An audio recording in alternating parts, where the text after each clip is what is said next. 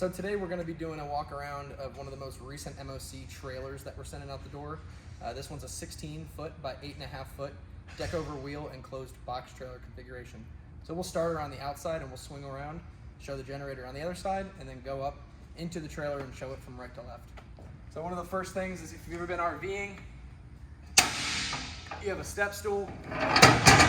For those that aren't 6 foot like myself, the step stool is appreciated. You have 4 LED floodlights around the outside of the trailer. Each have about a 40-foot radius. One here, and 2 on the other side. Those things can be red lights for night ops. These trailers can have blue awnings with floodlights. Sort of the proof is in the pudding when it comes to what lighting can do for an operation, whether it be daytime or night. You have about a foot of ground clearance from the ground to the axle. So really, we've never had any problem with these trailers getting over terrain or getting around terrain, and that is due to the fact that these things are raised up pretty high off the ground. For reference, I'm about 5'11". This is about how high the trailers are. So you also have shore power connectivity on the outside of the trailer. We do provide that cabling as well, so you can hook up and charge the battery bank when you get back to home base. We'll unhatch it at some point, but we'll swing around to the generator box. So you're able to access the generator from the outside, also similar to an RV. It's good for things like routine maintenance, oil changes, etc.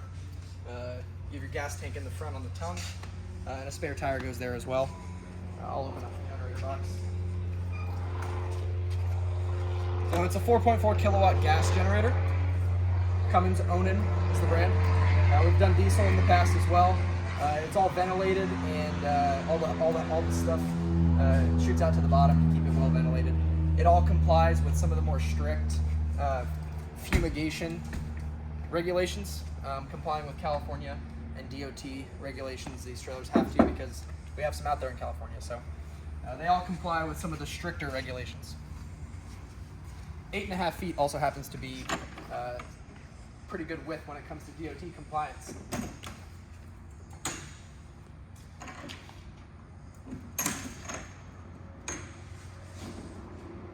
This back hatch is on an assisted pulley system. Really not very tough to get it down. You do it with one hand, one person. I'll swing up here with me. So one thing is, if you give us enough heads up, you actually are able to house some sort of side-by-side or ATV in this trailer. Can't do it in this configuration. The customer that it's going to didn't need it. So starting from the right side of the trailer and working our way around, you'll see a couple of these throughout the trailer. They're retractable workbenches. Up and down, they hold about 500 pounds. Fold right in for travel.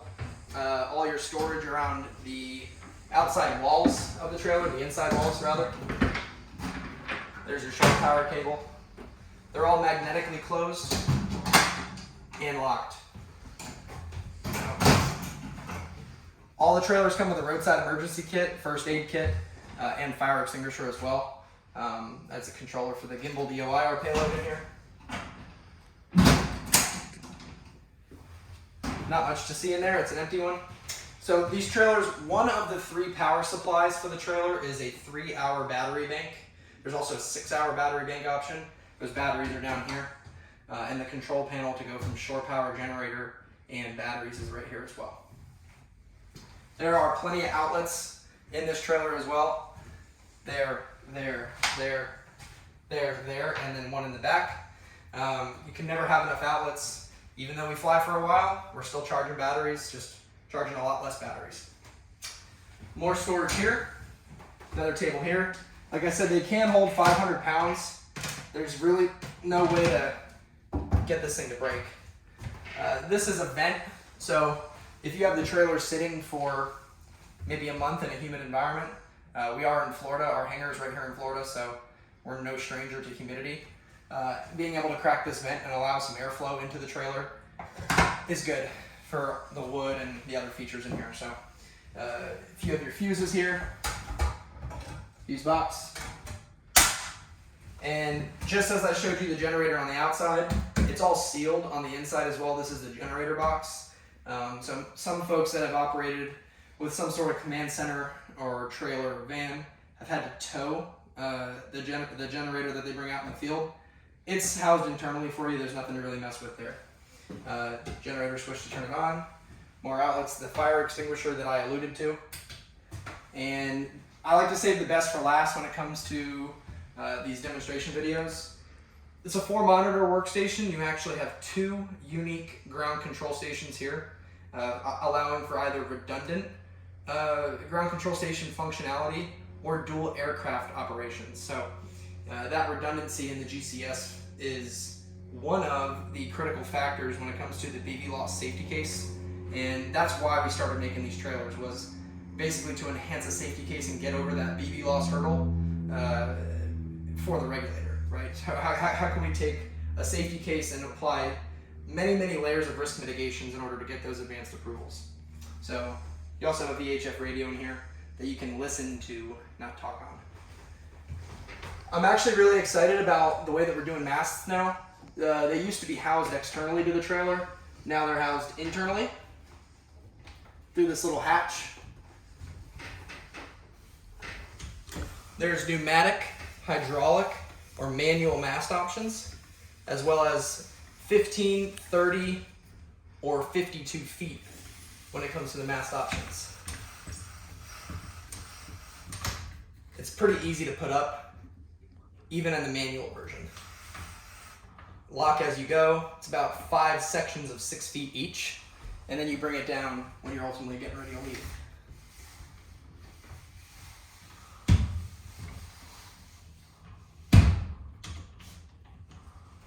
Close the hatch, and you're hitting the road. That's your cabling for the mast. You put your telemetry up there on that mast, by the way. And then in this is 2 computers, allowing for the dual ground control station with all of your Ethernet, HDMI, USB ports on the top, all easily accessible as well. Lighting inside. One of the last things to hit, climate control. So you have heating and cooling for this climate control, and it's, again, in Florida, it's well needed. Our guys use these trailers when they go out in the field for testing of some sort. They're out there every single day. Having their own trailers, they appreciate it quite a bit.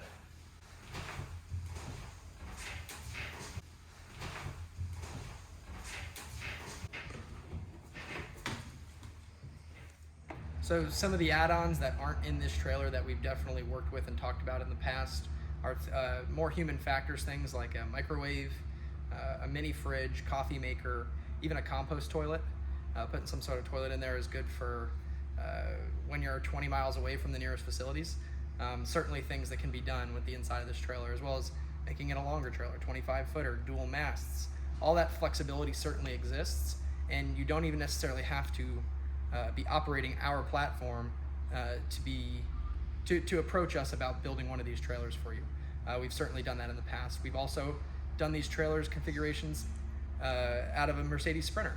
So anything high roof, extended cab are all viable options for mobile operation centers in general, and taking your operations and mobilizing them while increasing the safety case and going after some of those advanced permissions. There is financing available for these trailers or vans out over 6 years. So there is no huge upfront commitment to take operations from yesterday and move them into the future.